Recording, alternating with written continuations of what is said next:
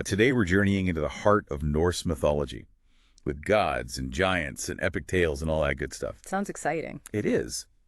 And to guide us on this adventure, we're turning to Padraic Colum's The Children of Odin. It's a classic. It really is. Now, for anyone who hasn't had the chance to dive into Colum's work, what can they expect from this book? Well, it's more than just a simple retelling of these old myths. Right. Colum had a way of really capturing the grandeur, the sort of epic sweep of these stories, but also the humor and the tragedy. And he doesn't shy away from the really big questions either. Like what kind of big questions? Oh, the nature of creation and destruction, the power of fate, the weight of choices, even for gods. These are themes that have resonated with people for centuries, and they still feel incredibly relevant today. Absolutely. It's like these myths tap into something fundamental about the human experience. Yeah. You know, those big questions about who we are and where we come from and what it all means. And Colum's retelling really brings those questions to life. I agree. And he does it with such vivid language and imagery. Reading The Children of Odin is like stepping into a world where anything is possible, where gods walk among us and giants roam the earth. Okay, so before we get lost in the world of Norse mythology, let's set the stage for our listeners. Sure. Where do we even begin with a mythos as rich and complex as this one? Well, like most good stories, I think we should start at the beginning with the creation myth. Okay, so how does the world begin according to the Norse? Picture this: a primordial being, Mir.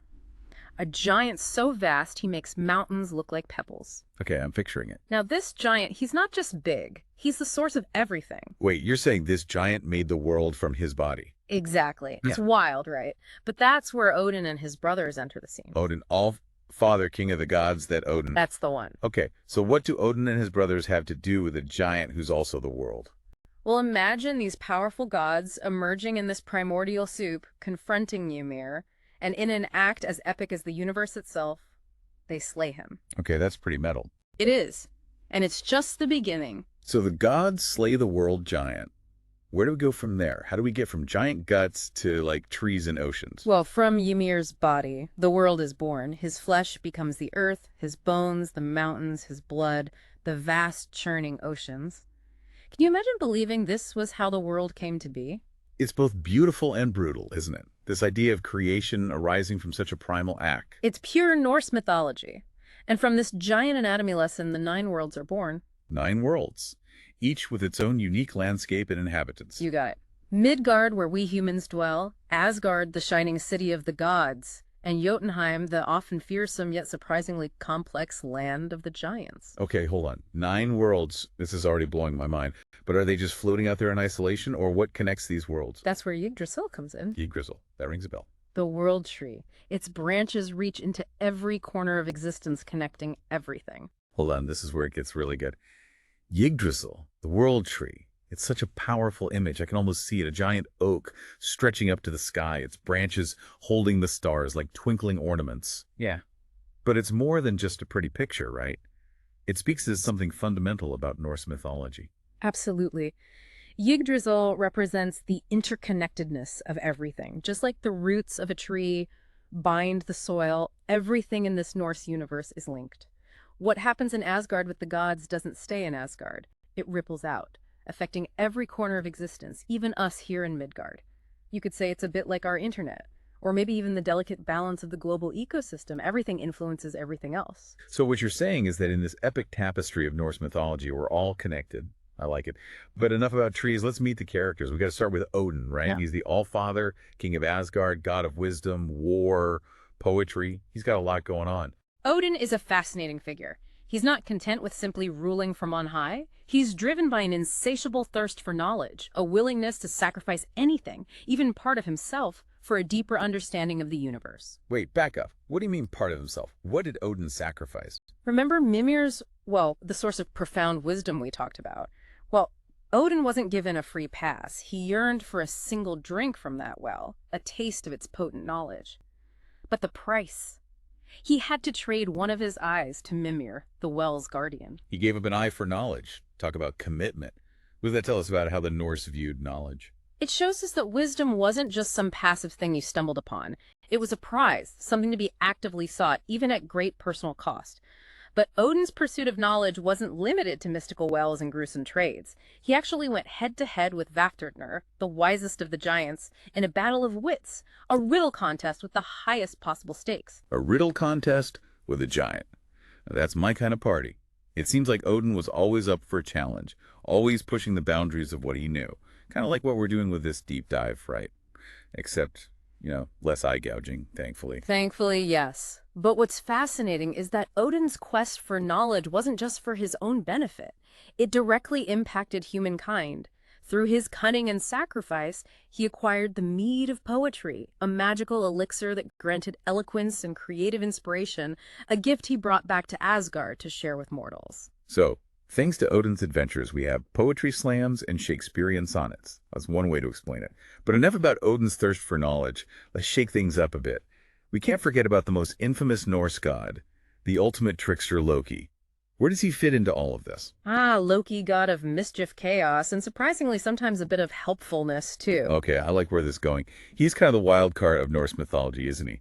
Always shaking things up, keeping the other gods on their toes. Exactly. And his stories, they're always entertaining, but they also highlight something really important about this whole interconnectedness thing we were talking about. Okay, remind me about that. So remember how Yggdrasil, the world tree, connects everything in the 9 worlds? Well, Loki's actions are a perfect example of how even a seemingly small act can have huge ripple effects throughout the cosmos. Okay, I'm intrigued. Give me an example. A classic Loki moment where his brand of chaos throws everything out of whack. All right, let's talk about the curse of Andvari's gold. So Andvari, he was a dwarf. Okay, and what do dwarves love more than anything? Gold. And Andvari had a lot of it, a whole hoard of the shimmering treasure. But this wasn't just any gold. There's always a catch, right? You know it. This gold was special. It was imbued with powerful magic prosperity, but also this nasty curse for anyone who dared to steal it. And that's where Loki comes in. I'm sensing a heist. Loki can't resist shiny things. And long story short, he found himself in a situation where he needed to replace a very valuable magical otter pelt that kind of got destroyed in a prank gone wrong. Let's just say a certain king wasn't too happy about losing his son's favorite pelt. So Loki, being Loki, decides to steal from a dwarf. Bold move. It was a desperate move. More like it. He figured, hey, dwarf's gold, problem solved. Right. But Andvari, being quite attached to his treasure, placed a curse on that gold. A curse that would bring nothing but misfortune to whoever possessed it. Okay, but seriously, stolen gold leads to the end of the world. Seems a tad dramatic even for a myth. Remember how we were talking about that interconnectedness? Right. Everything's connected. Yggdrasil. Exactly. Loki's actions, they might have seemed like a quick solution at the time, but they unleashed this chain reaction of greed and betrayal and tragedy that would echo throughout generations. And it all started with stealing some dwarf gold. Wow, talk about unintended consequences. So basically, Loki accidentally kicked off Ragnarok by stealing some gold. I'm starting to think this Loki guy might be bad news. Let's just say he keeps things interesting. But speaking of Loki's knack for causing trouble, we can't forget about that whole incident with the wall around Asgard. Oh, yeah. Didn't he get Freya caught up in that mess? He did. Remember after the whole world creation from a giant's body thing, the gods decided they needed a safe haven? Makes sense. Yeah. You just created the world from scratch. Got to protect your investment. Right. So they hire this master builder to construct a wall around Asgard to keep out all the giants and the forces of chaos. Seems straightforward enough. And I'm guessing if Loki's involved, it's anything but straightforward. What can I say? The guy's a walking plot twist. See, the builder, this wasn't just any contractor. He was a giant. And his price for this wall was steep. He demanded the sun and the moon. Hold on. They were going to pay for a wall with the SCN and the moon. What were they thinking? Well, and to make matters even more complicated, he also wanted Freya as his payment. Freya. The goddess of love and beauty? Okay, I get that they wanted a nice wall, but that seems a bit extreme. Tell me about it. The gods were freaking out, of course. No sun and moon. Hello, darkness, my old friend. And without Freya, Asgard would lose a lot of its sparkle, and not to mention her powers are pretty essential. So what did they do? Did they try to negotiate a payment plan? Maybe offer the giants some frequent flyer miles to Asgard? You'd think they would have learned by now. Dealing with giants always comes with a catch. So Loki steps in with a classic Loki solution. Let me guess. He tricked the giant. Oh, you know it. He convinces the gods to make this deal with the giant. He can have what he wants, but he has to finish the wall before the first day of summer. Okay, that's cutting it a bit close. don't you think? It seemed impossible. The wall was massive, and the giant only had a limited time to finish it. The gods thought they were so clever, they figured, hey, we outsmarted the giant, Freya's safe. And I'm guessing they celebrated a little too soon, because we're talking about Loki here. Exactly. Always a trick up his sleeve. See, Loki knew the giant relied on his powerful horse to haul the stones needed for the wall. So what does Loki do? Don't tell me. He let the horse loose. Close. He transformed himself into a mare. He did what? Okay, I have to hand it to him. Loki's commitment to chaos is truly impressive.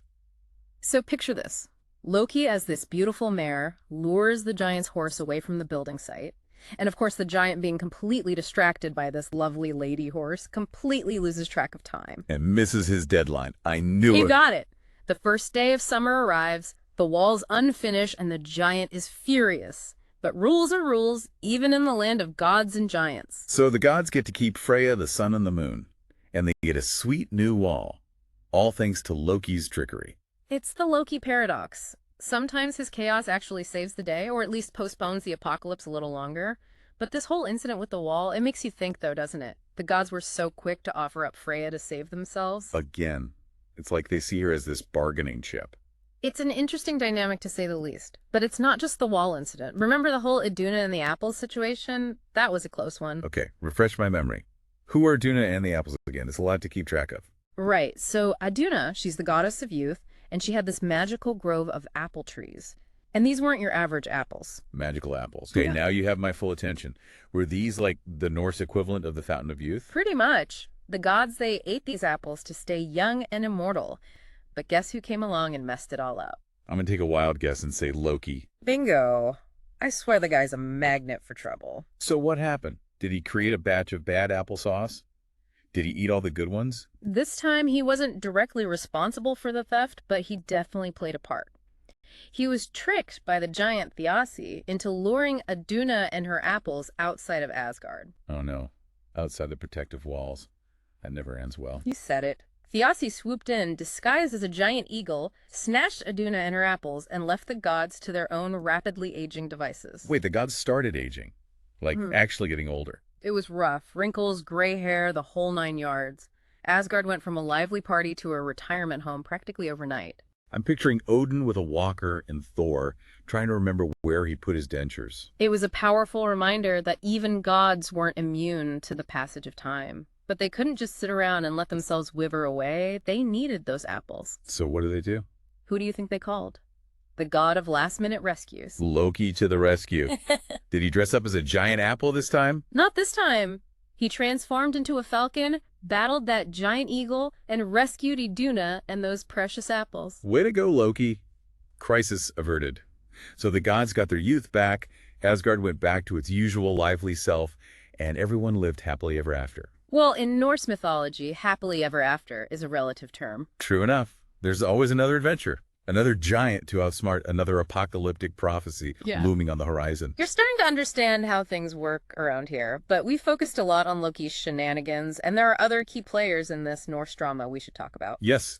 Let's give the other gods their due. Who should we talk about next? Well, we can't talk Norse mythology without mentioning Thor, the god of thunder, protector of Asgard and Midgard. So Thor, everyone's favorite hammer-wielding hero.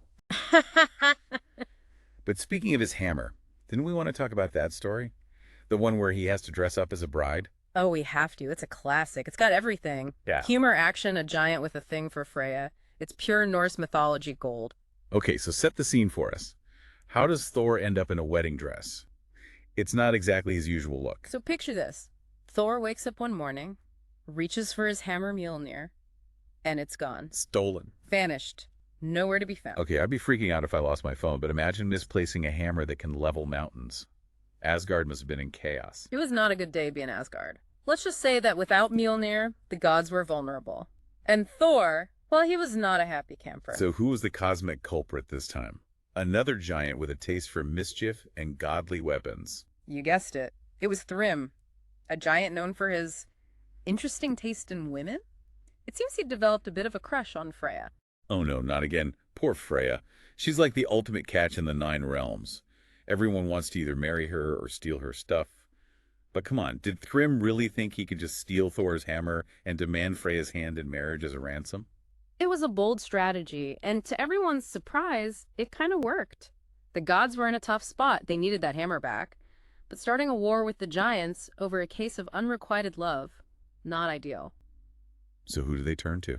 Loki, the god of desperate plans. Okay, I need to hear this. How did Loki plan to get Mjolnir back? And more importantly, how does Thor end up in a wedding dress? Well, Loki, he comes up with this crazy plan. He convinces Thor to disguise himself as Freya. Hold on. Thor, the god of thunder, dressed as a bride. Okay, someone needs to make this into a movie because I need to see this. Right. It's pure comedic gold. But Thor, being the brave soul that he is, agrees to it. He puts on the dress, the veil, even a wig. I'm picturing it now. I can't even... Did it work? Did Thrym buy it? Thrym, completely oblivious to the fact that his bride-to-be was actually a very buff, very grumpy god in disguise. He falls for the whole act. He showers Freya with compliments, completely missing the thunderous looks Thor's giving him from under the veil. This is too good. Was there a feast? I bet Thor worked up an appetite in that drama. No, there was a feast. And let's just say Thor's appetite did not go unnoticed. Please tell me Thor went full Thor at the wedding feast. He showed incredible restraint. But then they brought out the hammer. They brought Mjolnir to the wedding. Talk about a memorable reception. Thrym thought he was being romantic, presenting it to Freya as a gift. Oh, honey, no, that's not how you woo a goddess. Especially not one who's secretly a very annoyed god of thunder. Okay, what happened next? The moment that hammer was within Thor's reach, the jig was up. He let out a roar, grabbed Mjolnir, and tore off that veil. And the wedding. Was it officially off? Let's just say the reception ended a little early and a little bit explosively. I bet it did. With Thor wielding Mjolnir, talk about an exit. It was a clean getaway. Thor got his hammer back. The giants learned a valuable lesson about messing with the gods. And I'm sure Loki had a few good stories to tell. It's classic. But all these stories, they make me wonder. Knowing what we know about Norse mythology, about the ever-looming threat of Ragnarok, did these little victories even matter? That's the big question, isn't it? Because we know how this all ends, right? Ragnarok. The twilight of the gods, the ultimate battle, the end of the world as we know it. It's not just the end of the world, it's the end of everything. The cosmos unraveling, a final epic confrontation between the gods and the forces of chaos. So everything we've talked about, all these epic myths, the creation of the world, the adventures of the gods, they all lead up to this one cataclysmic event. That's the thing about Norse mythology. It's cyclical. It's not just about the end. It's about what comes after the end. Oh, there's something after Ragnarok. I thought it was curtains for everyone and everything. Not quite. See, from the ashes of the old world, a new world is born. A fresh start.